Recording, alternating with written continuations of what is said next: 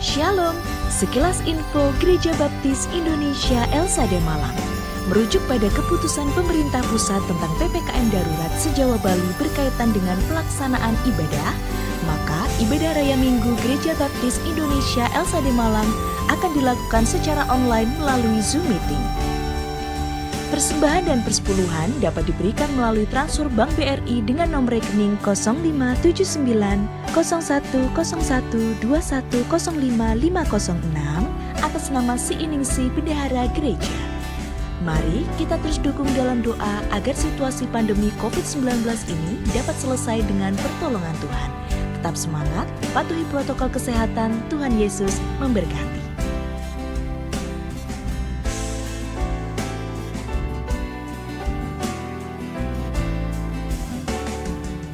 Shalom Bapak Ibu Saudara yang terkasih dalam nama Tuhan Yesus. Selamat datang di Gereja Baptis Indonesia Elsade Malang dalam ibadah Raya Minggu 6 Maret 2022. Terima kasih untuk kesetiaan Bapak Ibu Saudara sekalian dalam mengikuti ibadah pada pagi hari ini juga. Saya juga menyapa setiap jemaat Tuhan yang beribadah di rumah Bapak Ibu Saudara masing-masing. Selamat mengikuti ibadah bersama dengan keluarga. Tuhan Yesus memberkati, dan saat ini mari kita bersama-sama untuk memulai ibadah kita di hadapan Tuhan. Saya undang jemaat Tuhan untuk bangkit berdiri. Kita akan bersama-sama berdoa menyerahkan ibadah kita kepada Tuhan. Selamat pagi Tuhan Yesus. Kerinduan kami adalah untuk bisa tetap di dalam naungan kasih-Mu ya Bapa. Kami mengucap syukur ya Tuhan atas perlindungan-Mu, penyertaan-Mu, dan pemeliharaan-Mu yang terjadi di dalam kehidupan kami. Kami bersyukur memiliki Allah yang hidup yang kami kenal di dalam pribadi Tuhan Yesus Kristus. Kami bersyukur ya Tuhan karena apa yang kami terima, apa yang kami lakukan pada pagi hari ini semuanya karena anugerah-Mu, semuanya karena kasih-Mu. Kami sungguh bersyukur atas nikmat yang Tuhan beri di dalam hidup kami. Pada pagi hari ini ya Bapa, kami hendak datang ke hadirat-Mu yang kudus bersama dengan keluarga kami, bersama dengan saudara-saudara kami, untuk kami boleh masuk di dalam ibadah raya pada hari Minggu ini ya Tuhan. Kiranya ketika kami menguduskan hari ini ya Bapa, Engkau sungguh-sungguh melihat apa yang kami kerjakan, dan Engkau sungguh melihat kedalaman hati kami yang kami rindu untuk memuliakan nama-Mu melalui pujian yang kami naikkan, melalui firman Tuhan yang nanti akan kami dengarkan. Biarlah apa yang kami kerjakan ini ya Tuhan boleh menyukakan hati-Mu dan bukan menjadi rutinitas kami belaka ya Tuhan, tetapi sungguh adalah pekerjaan yang menjadi kerinduan kami untuk kami tetap bisa bersama-Mu ya Tuhan. Terima kasih ya Bapa, ampuni atas segala ketidaklayakan kami, segala pelanggaran yang masih sering kami perbuat ya Tuhan. Tuntun kami untuk tidak menjadi serupa dengan dunia ini, agar supaya kami tetap bisa hidup benar di dalam tangan kuasa-Mu ya Bapa. Terima kasih ya Tuhan, kami siap untuk masuk di dalam ibadah kami. Berkenan kiranya Tuhan yang akan memimpin dari awal, pertengahan sampai dengan akhirnya. Di dalam nama Tuhan kami Yesus Kristus, kami menyerahkan ibadah kami dan kami siap untuk beribadah. Haleluya. Amin. Puji nama Tuhan. Bapak Ibu Saudara, ada sukacita? Amin, haleluya. Yesuslah jalan dan kebenaran dan hidup di dalam kehidupan kita. Mari kita bersuka bagi namanya.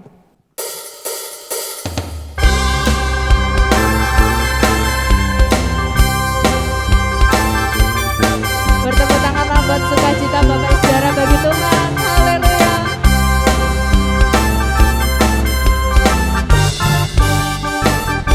Pujikan dengan sukacita bersama.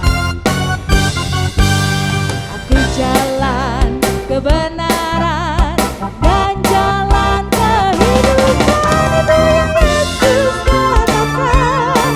Aku percaya, amin. Di dalam namanya ada keselamatan kekal. Sekali lagi buat Tuhan Yesus. Aku jalan kebenaran dan jalan kehidupan,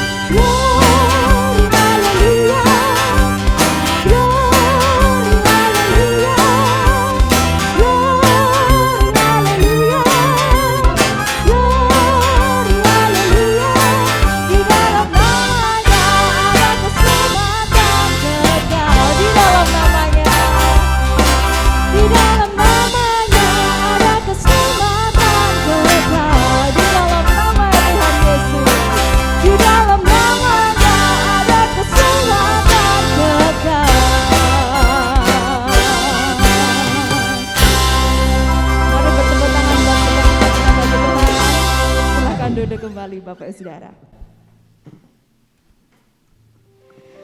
Puji nama Tuhan, sukacita kita bagi kemuliaan Tuhan kita Yesus Kristus. Saat ini mari kita persiapkan hati dan pikiran kita untuk kita boleh menerima kebenaran firman Tuhan yang nanti akan disampaikan oleh hambanya Pendeta Muda Taufik. Silakan Bapak Saudara untuk mengambil saat teduh pribadi di hadapan Tuhan, bersyukur kepada Tuhan.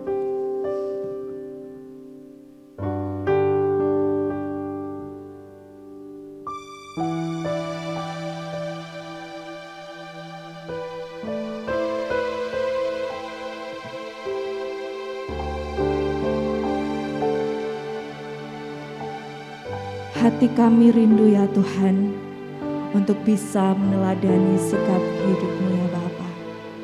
Kami rindu menjadi seperti-Mu ya Tuhan di dalam hidup-hidup kami. Kami rindu untuk bisa hidup di dalam kebenaran, yang selalu berbicara dengan jujur. Kami rindu ya Tuhan, hidup kami boleh menjadi teladan bagi setiap orang. Dan kami rindu untuk menjadi alat di dalam rumah-Mu Bapa.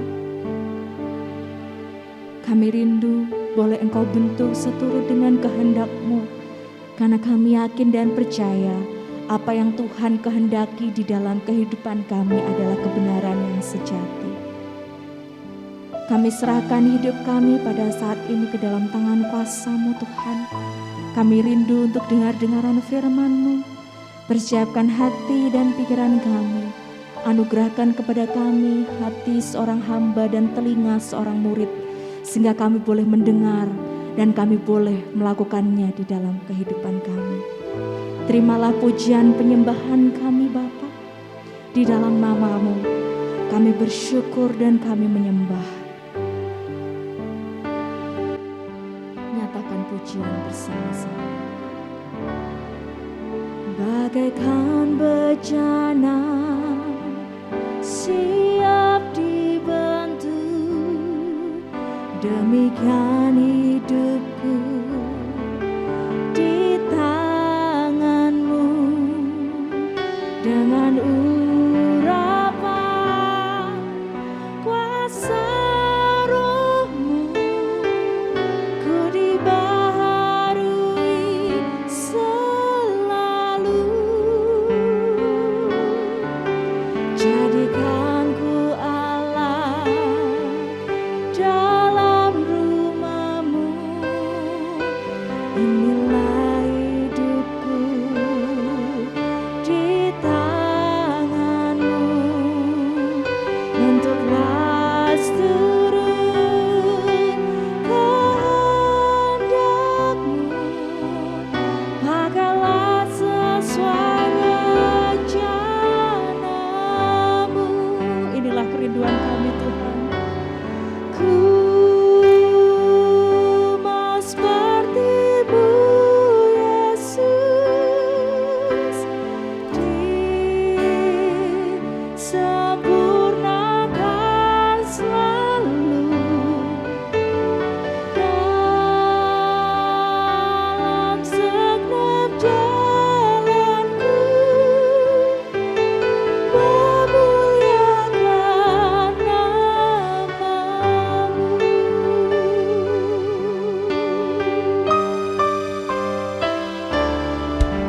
Bagaikan bejana siap dibantu, demikian hidupku di tangan-Mu. Dengan urapan kuasa Roh-Mu, ku dibaharui selalu. Jadikan ku Allah dalam rumah-Mu. Inilah hidupku di tangan-Mu.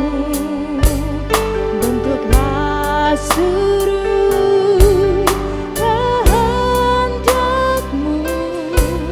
Pakailah sesuai rencana-Mu. Ku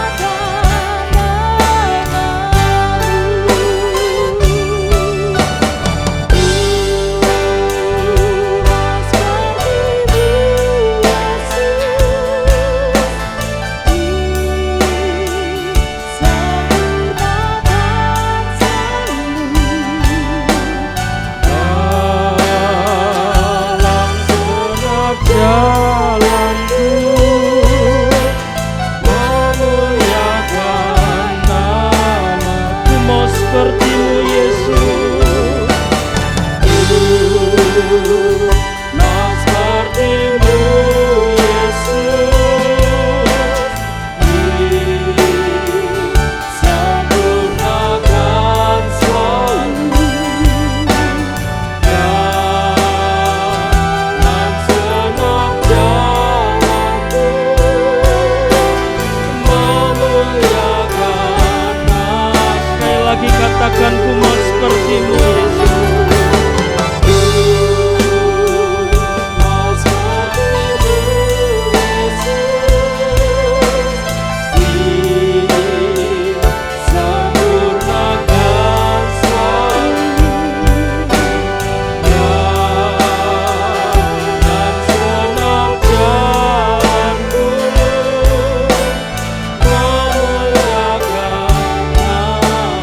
Memuliakan nama-Mu,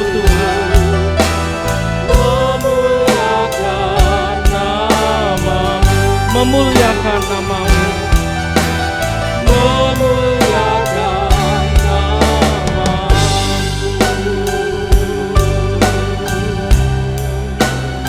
Inilah kerinduan kami Tuhan, inilah pujian kami, inilah penyembahan kami, memuliakan nama-Mu Tuhan.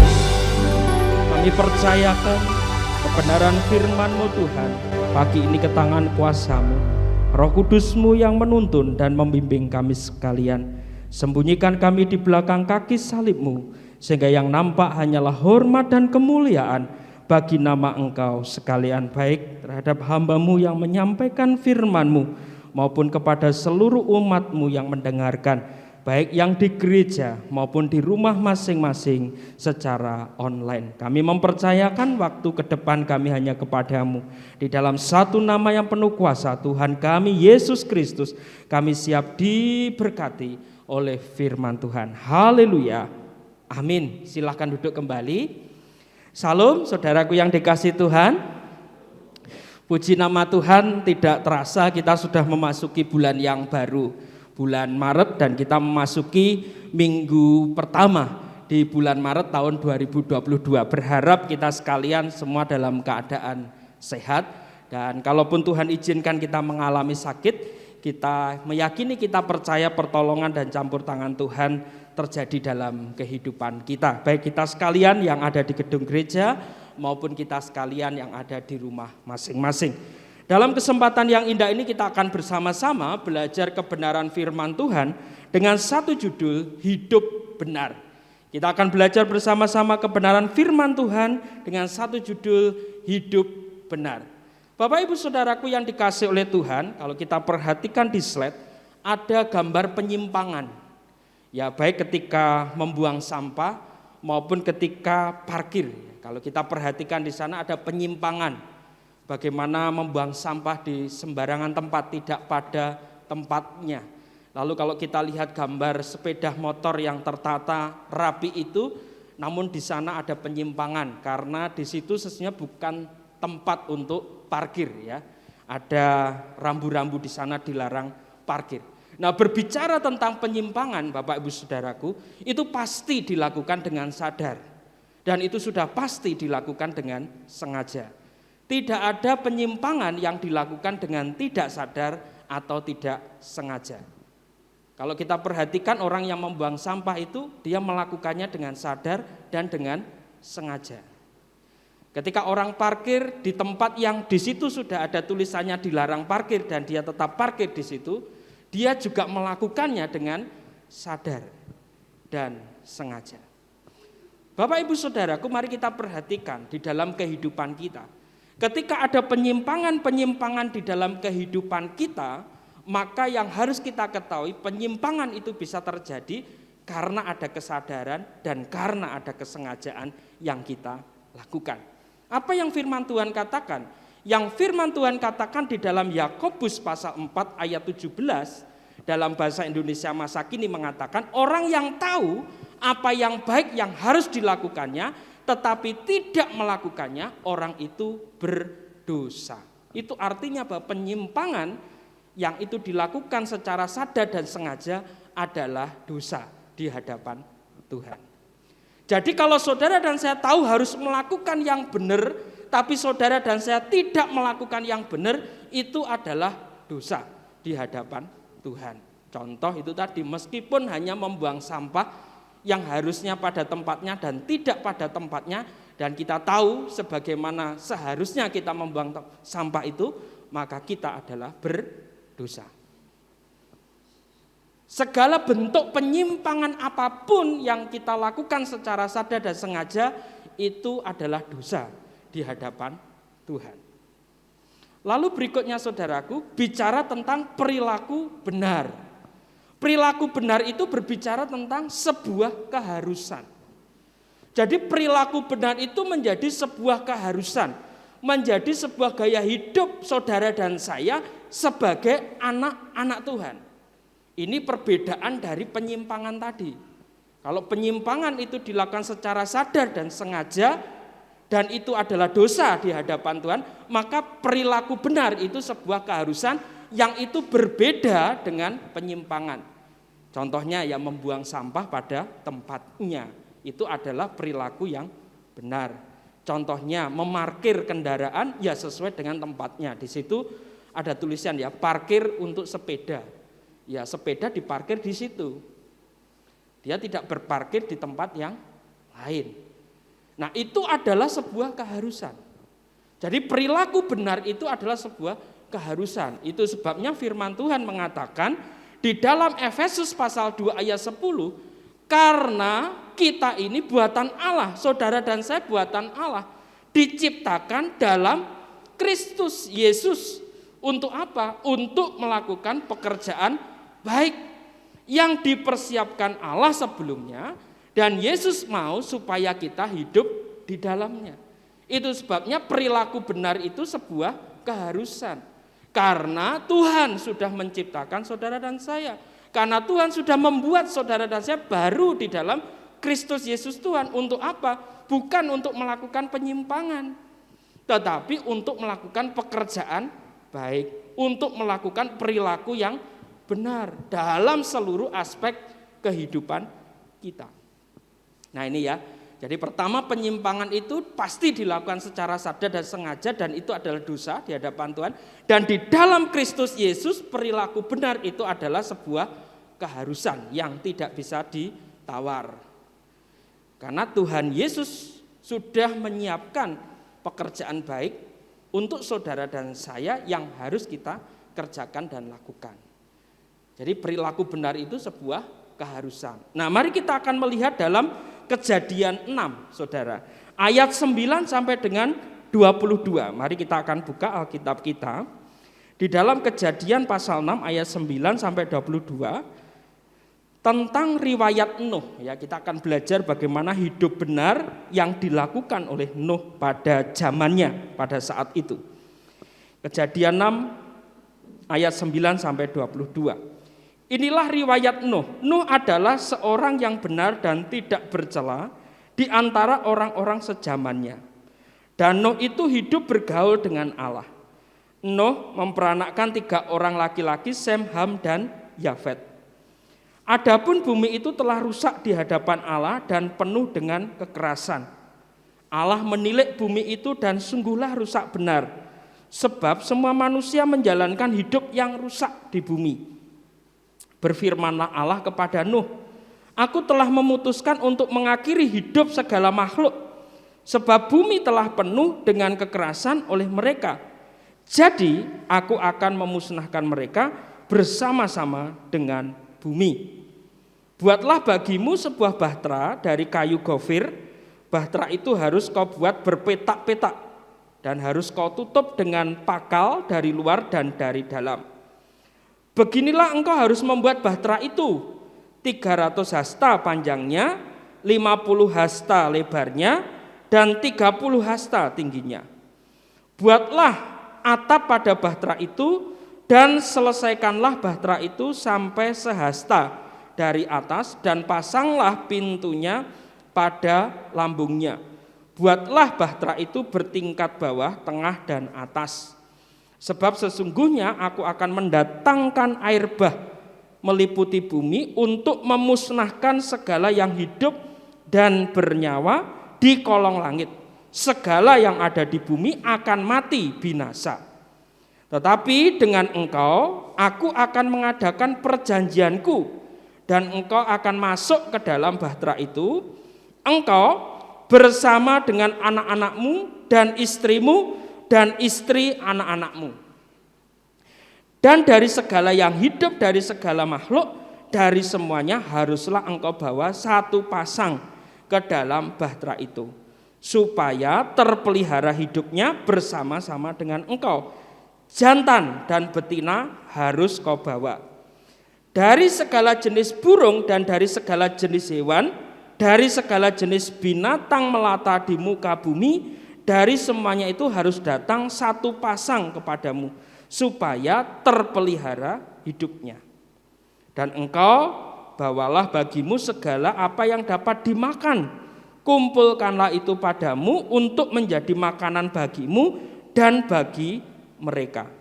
Ayat 22, lalu Nuh melakukan semuanya itu tepat seperti yang diperintahkan Allah kepadanya, demikianlah dilakukannya. Mari kita perhatikan latar belakangnya. Itu ada di Kejadian 6 ayat 1 sampai 8. Itu berbicara tentang kejahatan yang sangat besar yang dilakukan oleh manusia. Yang itu ditunjukkan dalam dua hal utama, yaitu nafsu seksual dan kekerasan. Itu yang terjadi pada zaman Nuh, saudara. Jadi kejahatan manusia itu tidak semakin berkurang, tapi semakin bertambah besar. Sama ya, seperti keadaan saat ini. Kejahatan tidak semakin berkurang, tetapi semakin bertambah besar. Moralitas manusia semakin bobrok, ya, tidak semakin baik. Kehidupan manusia tidak semakin baik, tetapi semakin tidak karu-karuan. Nah, kehidupan pada saat zamannya Nuh demikian. Jadi kejahatan yang sangat besar yang dilakukan oleh manusia yang ditunjukkan dalam dua hal utama, yaitu nafsu seksual, ya, dan juga kekerasan. Ya, mereka gonta-ganti pasangan, ya. Mereka tidak memandang tinggi perkawinan, ya. Mereka poligami, ya, mereka melakukan perzinahan dan lain sebagainya, kekerasan, ya. Di sana ada pembunuhan, ada pertengkaran, ya, seperti itu. Lalu kecenderungan hati manusia itu selalu membuahkan kejahatan. Jadi kecenderungan hatinya itu menyimpang, bukan perilaku yang benar. Jadi segala sesuatu yang dipikirkan, segala sesuatu yang dikatakan, segala sesuatu yang dilakukan itu selalu arahnya itu kejahatan, penyimpangan, bukan perilaku yang benar. Nah, hati Tuhan menjadi murka, saudara. Tuhan itu paling tidak suka dengan yang namanya penyimpangan. Tuhan itu paling tidak suka ketika melihat kejahatan. Nah, ketika Tuhan melihat kejahatan manusia itu semakin besar, hati Tuhan menjadi murka. Dan Tuhan merencanakan hendak membinasakan semua yang ada di bumi itu melalui air bah. Jadi air bah ini, saudaraku, itu sifatnya bukan lokal, bukan banjir lokal, tetapi itu banjir universal. Makanya di situ dikatakan membinasakan semua yang ada di muka bumi. Jadi bukan hanya terjadi pada satu wilayah, tetapi ini universal, bumi semuanya. Tuhan memakai air bah itu untuk membinasakan semua yang ada di muka bumi. Nah, Tuhan melihat, saudaraku, di tengah manusia yang sangat jahat itu, kecenderungan hatinya melakukan yang jahat itu, nampaknya masih ada orang yang hidup benar di hadapan Tuhan. Nah, Tuhan melihat Nuh di sana dan memberi kasih karunia keselamatan kepada Nuh dan keluarganya. Jadi Nuh, istrinya, 3 orang anaknya, dan 3 orang istri daripada anaknya, ya, itu mendapatkan kasih karunia dari Tuhan. Nah, ini adalah latar belakang dari Kejadian pasal 6, itu ada di dalam ayat 1 sampai dengan yang ke-8 ini. Lalu mari kita perhatikan ayat 9 sampai 22. Nah, di dalam ayat 9 sampai 22, Nuh ini tidak terpengaruh, ya, Nuh ini tidak terpengaruh dengan segala perbuatan jahat, ya, hidup yang rusak, penuh dengan kekerasan yang dilakukan oleh orang-orang yang hidup sejamannya pada waktu itu. Jadi meskipun orang-orang pada saat itu berbuat jahat, melakukan penyimpangan demi penyimpangan, tetapi hebatnya Nuh ini, saudara, dia tidak terpengaruh dengan segala perbuatan-perbuatan yang jahat itu. Dia tetap melakukan perilaku yang benar. Jadi Nuh memilih untuk hidup benar dan tidak bercela serta hidup bergaul dengan Allah. Ya. Pada kecenderungan manusia itu mudah sekali dipengaruhi oleh hal-hal yang tidak baik, ya. Hidup manusia itu ada dua, saudara. Kalau tidak dipengaruhi ya mempengaruhi, itu aja.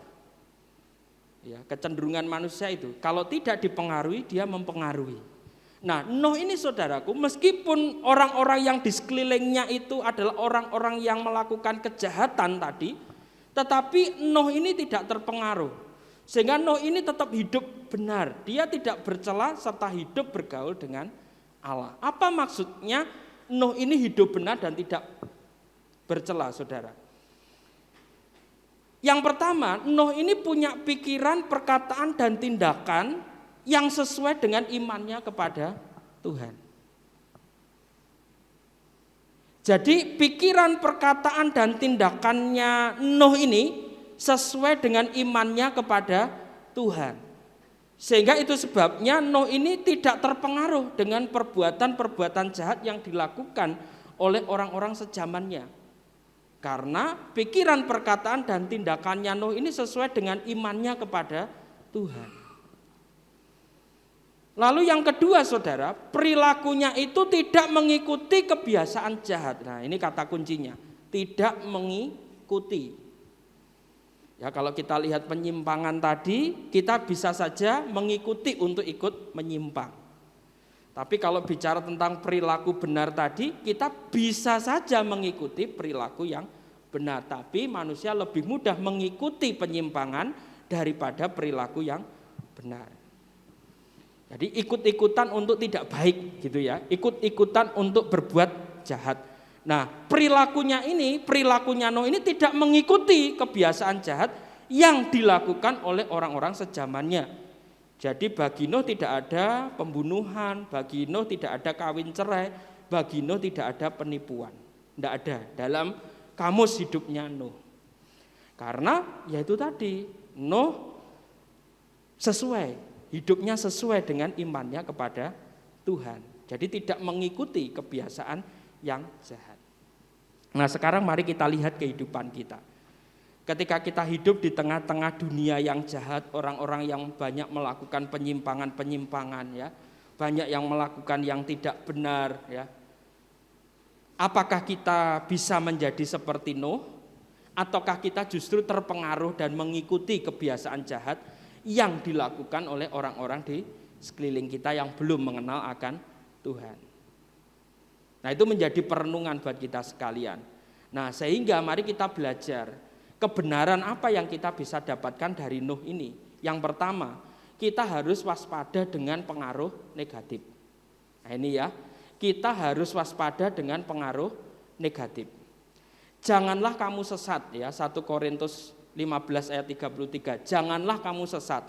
Pergaulan yang buruk merusak kebiasaan yang baik. Nah, ini. Itu sebabnya kewaspadaan ini sangat penting terhadap pengaruh negatif. Nah, pengaruh negatif itu masuk dalam area apa? Area pergaulan. Pergaulan itu bicara tentang apa? Intensitas komunikasi. Jadi kalau orang secara intens berkomunikasi, maka itu ada dalam ranah pergaulan.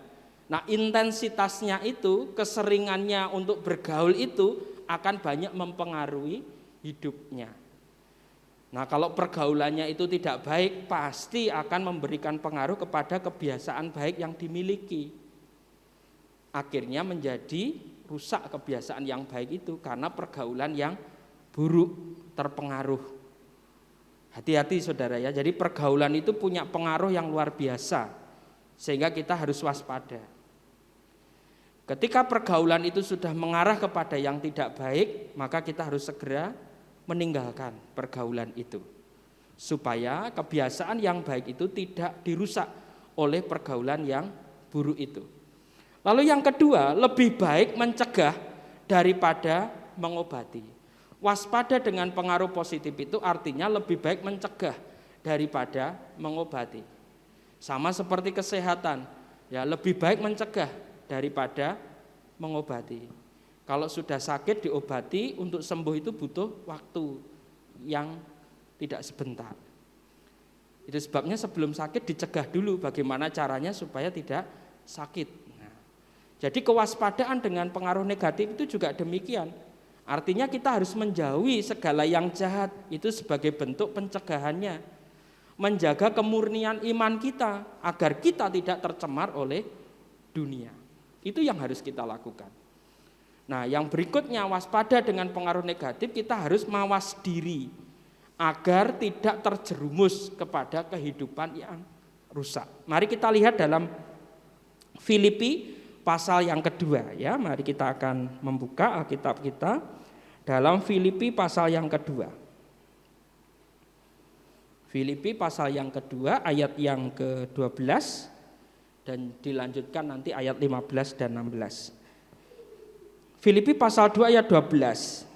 Hai saudara-saudaraku yang terkasih, kamu senantiasa taat, karena itu tetaplah kerjakan keselamatanmu dengan takut dan gentar, bukan saja seperti waktu aku masih hadir, tetapi terlebih pula sekarang waktu aku tidak hadir. Ayat 15, supaya kamu tidak beraib dan tiada bernoda sebagai anak-anak Allah yang tidak bercela di tengah-tengah angkatan yang bengkok hatinya dan yang sesat ini, sehingga kamu bercahaya di antara mereka seperti bintang-bintang di dunia, sambil berpegang pada firman kehidupan, agar aku dapat bermegah pada hari Kristus, bahwa aku tidak percuma berlomba dan tidak percuma bersusah-susah. Nah, ini berbicara tentang mawas diri, supaya kita tidak terjerumus pada kehidupan yang rusak. Kita harus mengerjakan keselamatan yang sudah kita terima di dalam Tuhan Yesus Kristus dengan berperilaku benar. Karena dengan berperilaku benar, di sana tadi dikatakan saudara-saudaraku, sehingga kamu bercahaya di antara mereka. Supaya hidupmu itu bisa menjadi berkat buat orang-orang di sekelilingmu. Supaya hidupmu itu bisa menjadi terang. Ada perbedaan antara mereka yang belum mengenal Tuhan dengan kehidupan kita yang sudah mengenal akan Tuhan. Nah, itu sebabnya perlu mawas diri ya. Kita perlu berjaga-jaga supaya tidak terjerumus kepada kehidupan yang rusak. Lalu yang kedua adalah menjadi teladan dalam hidup. Ya, kalau tadi yang pertama waspada terhadap pengaruh yang negatif, yang kedua kebenaran yang kita dapat, kita harus menjadi teladan dalam hidup. Artinya apa? Artinya kita tidak boleh kompromi dengan segala perbuatan jahat. Segala bentuk penyimpangan apapun tidak boleh ada dalam kehidupan kita. Kejahatan dalam bentuk apapun, perbuatan jahat dalam bentuk apapun, untuk tujuan apapun, itu tidak boleh ada di dalam diri kita. Kita tidak boleh kompromi, saudara. Jadi harus mengikuti apa yang menjadi aturannya Tuhan.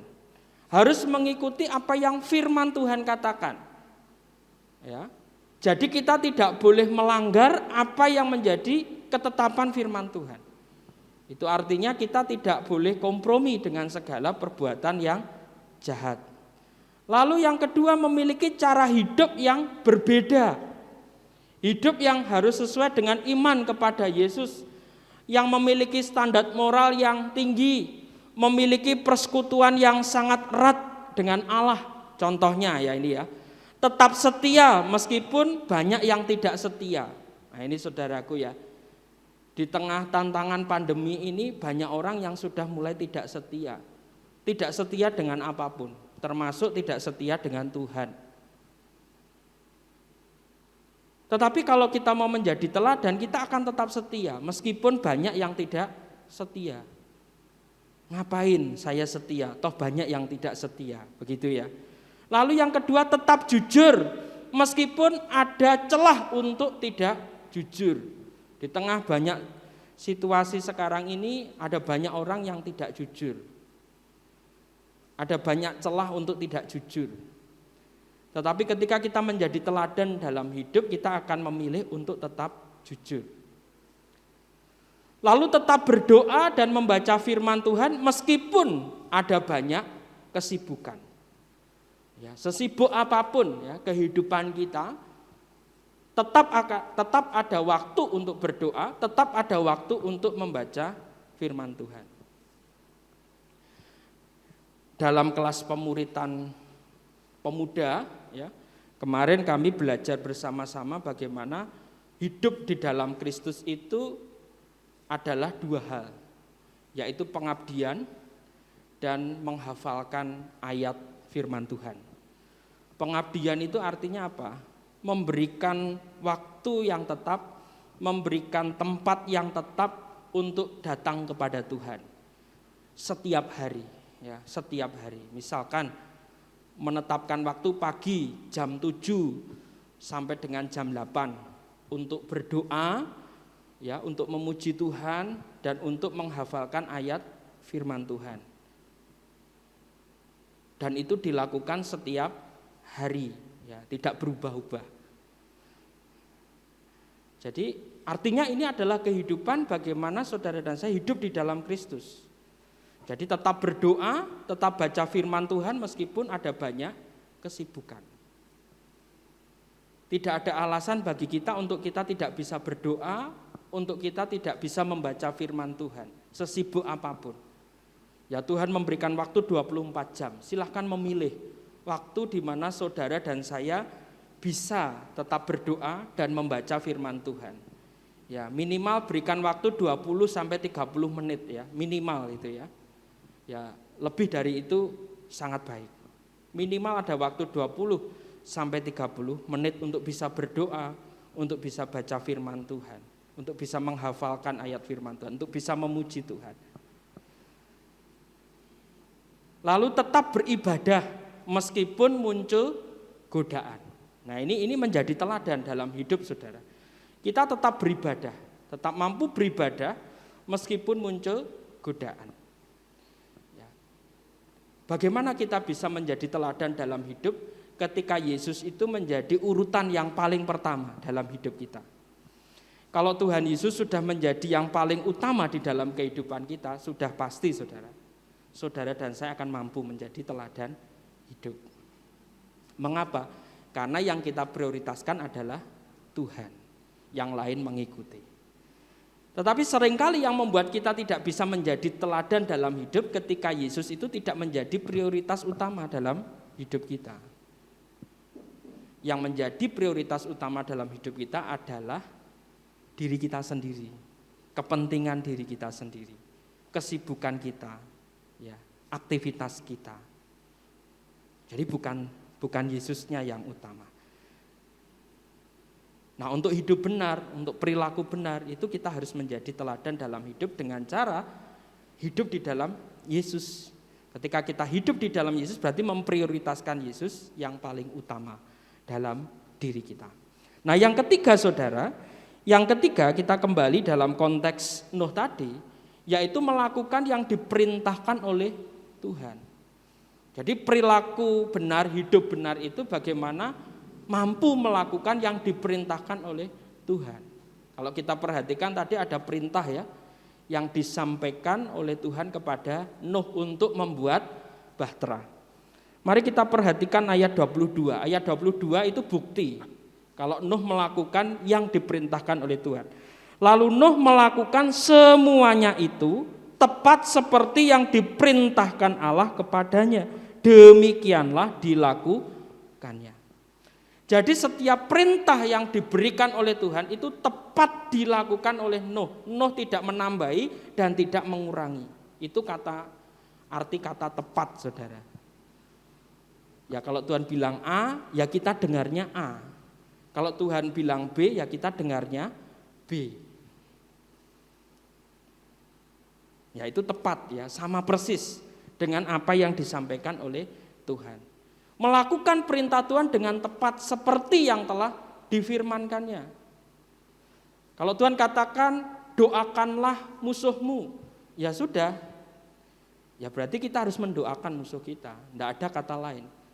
Boleh Pak membenci, tidak boleh. Sedikit saja Pak, tidak boleh.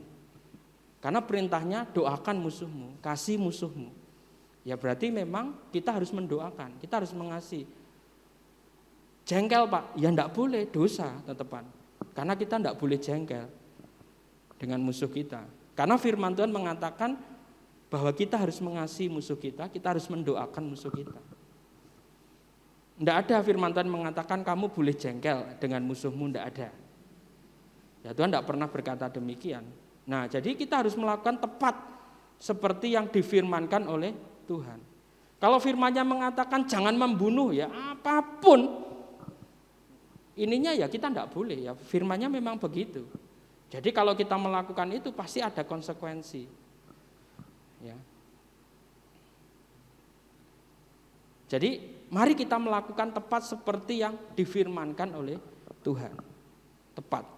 Kalau Tuhan mengatakan pergilah jadikanlah semua bangsa muridku dan baptislah mereka dalam nama Allah Bapa, Putra dan Roh Kudus, ya kita harus melakukan itu. Karena itu perintahnya. Kita harus memberitakan kabar baik. Jadi melakukan perintah Tuhan dengan tepat seperti yang telah difirmankannya. Nah, melakukan yang diperintahkan oleh Tuhan itu berarti taat dan setia. Melakukan firman Tuhan sehingga hidup kita itu menjadi alat kasih karunia Tuhan kepada mereka yang hidup di dalam dosa. Nah, kata kuncinya di sini adalah taat dan setia. Melakukan yang diperintahkan oleh Tuhan itu butuh ketaatan dan itu butuh kesetiaan. Kalau kita perhatikan Bapak Ibu Saudaraku, ketika Nuh melakukan apa yang diperintahkan Tuhan itu dia ditertawakan oleh orang-orang sejamannya. Ngapain kamu bikin bahtera sebesar itu? Gitu ya.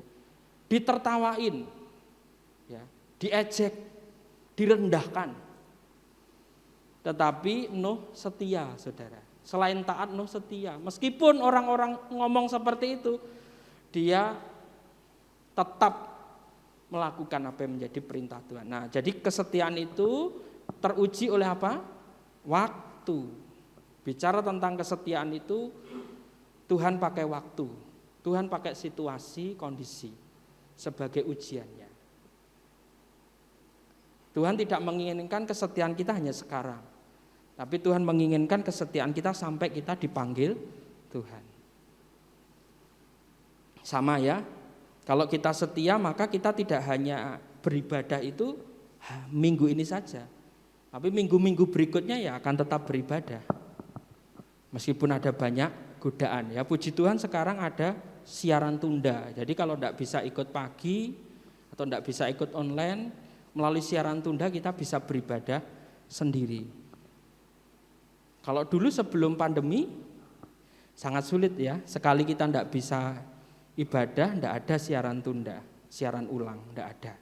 Tapi puji Tuhan, kita difasilitasi sehingga kita bisa untuk tetap beribadah. Jadi tidak ada alasan untuk maaf saya tidak bisa beribadah. Saudara, ketika kita bilang maaf saya tidak bisa beribadah, saudara dan saya sudah melakukan penyimpangan. Saya katakan, saudara sudah melakukan penyimpangan di hadapan Tuhan. Apapun itu alasannya. Karena Tuhan memerintahkan kepada kita supaya kita beribadah kepadanya dalam segala keadaan. Jadi kalau kita tidak beribadah berarti itu penyimpangan. Dan penyimpangan itu pasti ada unsur sadar dan sengaja. Tidak mungkin tidak, apapun alasannya kita pasti melakukannya secara sadar dan sengaja. Ataupun persekutuan-persekutuan yang lainnya, ataupun kelas-kelas pemuritan, ya, sekolah minggu dan lain sebagainya. Ya, kalau Tuhan memerintahkan kepada kita untuk kita bisa ambil bagian di dalamnya, untuk kita bisa bersekutu bersama, untuk kita bisa belajar firman Tuhan, untuk kita bisa berdoa, maka itu menjadi sebuah keharusan. Ya, perilaku yang benar itu sebuah keharusan. Nah, kita harus melakukan yang diperintahkan oleh Tuhan.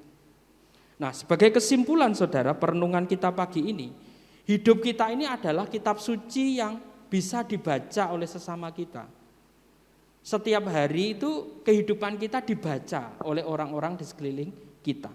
Melalui tutur kata kita, melalui perilaku kita, ya orang itu akan membaca kita.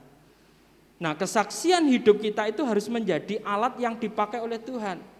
Karena kita adalah kitab suci yang dibaca oleh sesama kita, maka hidup kita ini harus menjadi alat yang dipakai oleh Tuhan. Untuk apa? Untuk membawa orang berdosa bertobat dan percaya kepada Tuhan Yesus, sehingga mengalami keselamatan. Itu yang Tuhan inginkan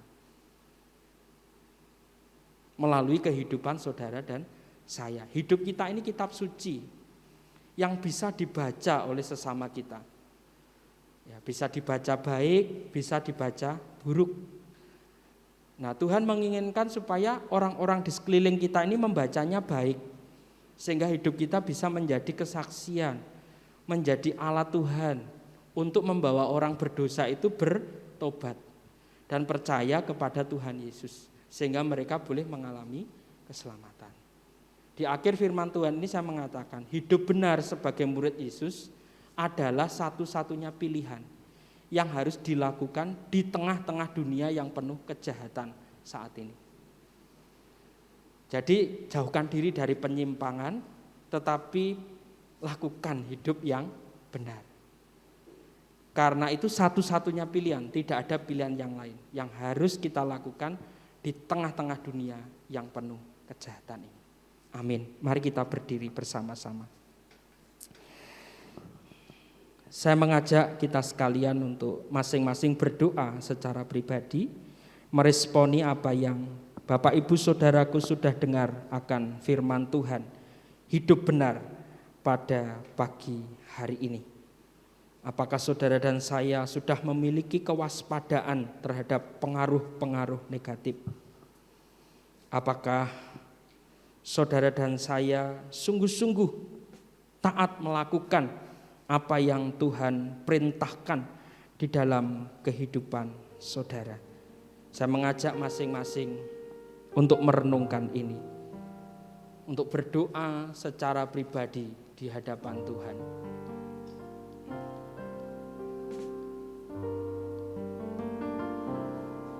Apakah kehidupan setiap kita sudah mampu menjadi teladan dalam segala hal? Pikiran kita menjadi teladan, tutur kata kita menjadi teladan, dan tindakan kita menjadi teladan.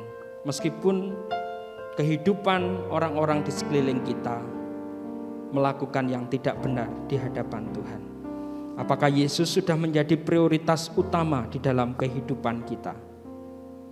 Apakah saudara dan saya sudah sepenuhnya hidup di dalam Tuhan Yesus, sehingga ada pengabdian yang kita boleh nyatakan, bergaul karib dengan Tuhan, dengan membaca firman-Nya, menghafal firman-Nya, dan melakukan firman-Nya di dalam kehidupan hari lepas hari. Kalau selama ini ada penyimpangan-penyimpangan yang terjadi dalam kehidupan saudara, saya mengajak masing-masing berdoa di hadapan Tuhan, mengakui itu di hadapan Tuhan, dan mohon ampun kepada Tuhan. WL akan menolong kita dengan pujian, respon firman Tuhan.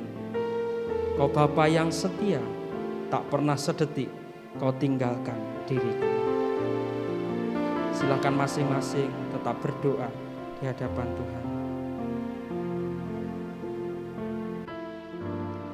Kau Bapa yang setia, tak pernah sedetik kau tinggalkan diriku. Mari kita resapi Hatiku syair, lirik, pujian ini di tengah perjuangan kita untuk hidup benar di hadapan-Nya. Kuasamu, karyamu sempurna, ajaib dan mulia, penyertaanmu bukti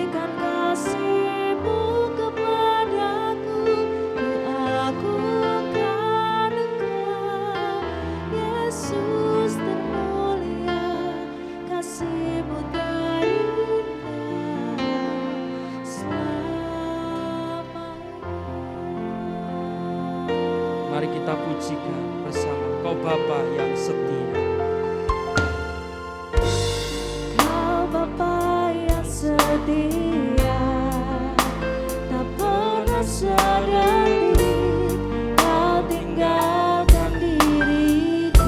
Hati kami teguh Tuhan di dalam janji-Mu. Hatiku teguh di dalam janji-Mu sampai ku melihat kuasa-Mu. Karya-Mu sempurna, Karya-Mu sempurna, ajakan mulia, penyertaan-Mu, buktikan kasih-Mu kepadaku. Kuagungkan Engkau, Yesus termulia, kasih-Mu terindah selamanya.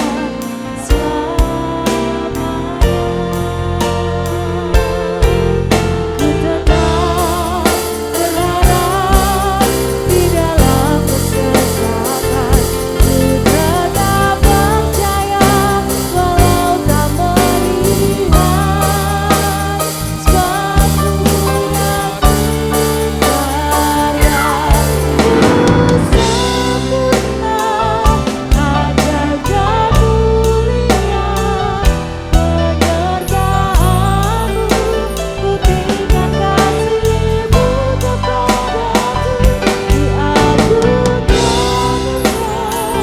Yesus termulia, kasih-Mu terindah selamanya. karya-Mu sempurna, Karya-Mu sempurna, ajaib dan mulia, penyertaan-Mu, buktikan kasih-Mu kepadaku. Kuagungkan Engkau, Yesus termulia, kasih-Mu terindah, kasih-Mu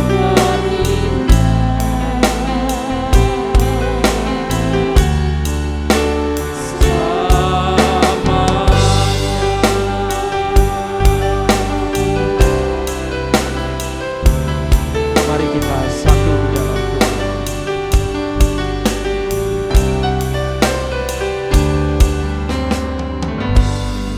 Bapa Surgawi, kami mengagungkan Engkau. Engkau Yesus yang paling mulia di dalam kehidupan kami. Kasih-Mu terindah selamanya. Tidak ada yang sia-sia ketika kami hidup benar di dalam Engkau Bapa. Dari peristiwa Nuh, kalau kami melanjutkan dalam Kejadian pasal 7 dan pasal 8, janji-Mu Engkau genapi atas Nuh dan keluarganya. Mereka mengalami keselamatan di dalam Engkau karena mereka berperilaku benar di dalam Engkau, karena mereka hidup benar di dalam Engkau, menjadikan Engkau yang paling mulia, paling utama. Maka dari kehidupan mereka menghasilkan keturunan-keturunan yang baru yang diperkenan oleh Engkau.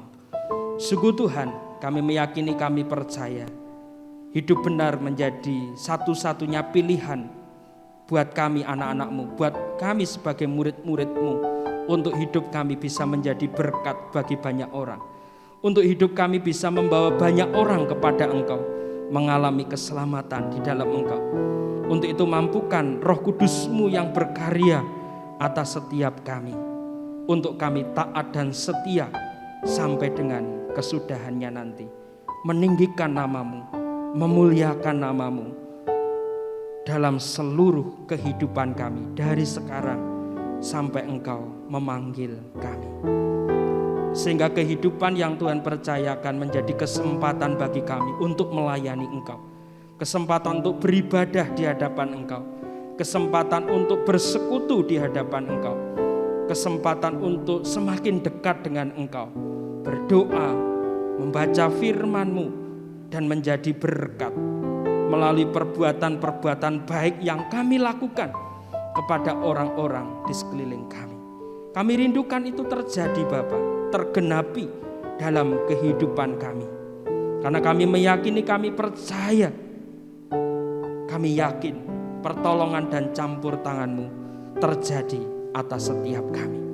Hamba-Mu berdoa untuk setiap anak-anak-Mu yang sakit, berkenan Tuhan jamah, berkenan Tuhan sembuhkan.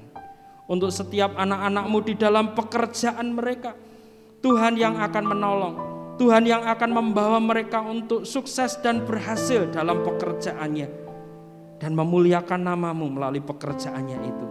Yang sedang bergumul akan pekerjaan, Tuhan menolong, memampukan, supaya mereka mendapatkan pekerjaan yang terbaik yang datangnya daripada Engkau.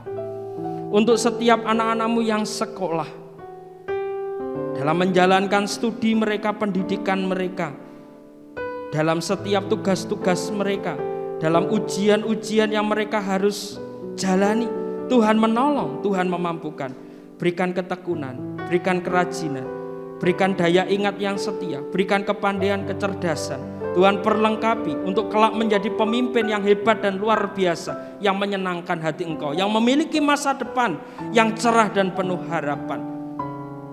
Kami percayakan kehidupan rumah tangga setiap anak-anak-Mu, pertolongan campur tangan-Mu terjadi.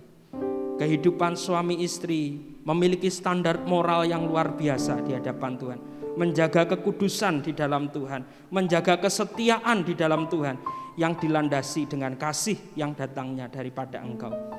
Kehidupan orang tua dengan anak-anak, dengan orang tua juga demikian. Semuanya harmonis, penuh sukacita, penuh damai sejahtera yang datangnya daripada Engkau. Hamba-Mu juga mempercayakan untuk situasi-situasi dunia saat ini Tuhan, yang ada dalam peperangan. Kami menyerahkan kepada Engkau supaya Tuhan menolong, memampukan setiap saudara-saudara kami yang terdampak karena peperangan ini, supaya mereka dikuatkan, supaya mereka mengalami penghiburan, supaya mereka mengalami pemulihan. Dan kami rindukan supaya peperangan ini bisa selesai, ada perdamaian yang terjadi. Setiap usaha, upaya yang dilakukan oleh bangsa-bangsa yang ada di sekitarnya Tuhan, yang merindukan kedamaian, biarlah Tuhan yang menolong, biarlah Tuhan yang memampukan dengan hikmat dan bijaksana-Mu. Dan hamba-Mu juga berdoa untuk Indonesia ini Tuhan, supaya kiranya Indonesia boleh dipulihkan dari pandemi ini Tuhan, dipulihkan secara ekonomi, dipulihkan secara politik. Kami menyerahkan semuanya kepada Engkau. Biarlah Indonesia sejahtera di dalam Engkau Tuhan. Dan melalui kehadiran gereja-gereja-Mu di Indonesia ini Tuhan, boleh bersepakat, bersehati, berdoa bagi Indonesia ini, bagi Jawa Timur ini, bagi Malang Raya ini, sehingga Tuhan nyatakan yang terbaik. Kami rindu Tuhan, biarlah semuanya terjadi seperti yang Tuhan kehendaki, dan mampukan kami untuk kami melakukan apa yang Tuhan kehendaki. Untuk itu Bapa, kami mempercayakan semuanya hanya kepada-Mu. Hamba-Mu juga berdoa untuk gabungan Gereja Baptis Indonesia, Yayasan Baptis Indonesia, Yayasan Rumah Sakit Baptis Indonesia. Kiranya semuanya dalam pimpinan-Mu, penyertaan dan pertolongan-Mu. Setiap tenaga-tenaga kesehatan yang sakit saat ini, yang isoman karena COVID-19, kami bawa kepada Tuhan. Tuhan jamah, Tuhan sembuhkan, sehingga bisa kembali bekerja, bisa kembali melayani sesama kami yang sakit Tuhan, yang membutuhkan pertolongan. Kami mempercayakan semuanya kepada Engkau. Campur tangan-Mu boleh terjadi dan nama-Mu dipermuliakan. Kami mengucap syukur kepada-Mu Tuhan. Engkau telah memimpin ibadah kami dari awal, pertengahan hingga akhir. Kami hendak mengakhirinya saat ini Tuhan. Dan kami hendak berpisah satu dengan yang lain kembali ke tempat kami, baik kami yang ada di gereja maupun kami yang ada di rumah yang mengikuti secara online. Kami mengarahkan hati dan pikiran kami kepada Engkau, dan menerima berkat firman-Mu yang mengatakan, Tuhan memberkati engkau dan melindungi engkau. Tuhan menyinari engkau dengan wajah-Nya dan memberi engkau kasih karunia. Tuhan menghadapkan wajah-Nya kepadamu dan memberi engkau damai sejahtera. Bapak Ibu Saudaraku yang dikasihi oleh Tuhan, setiap kita yang ada di gedung gereja maupun yang ada di rumah kita masing-masing, lihatlah ke atas.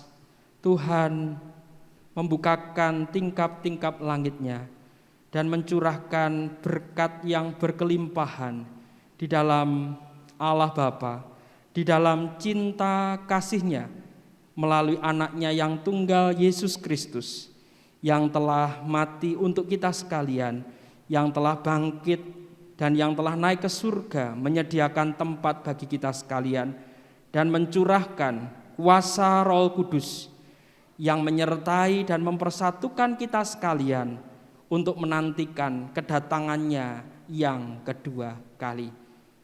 Di dalam nama Tuhan Yesus Kristus, kita sekalian telah menerima berkat-Nya. Haleluya. Amin.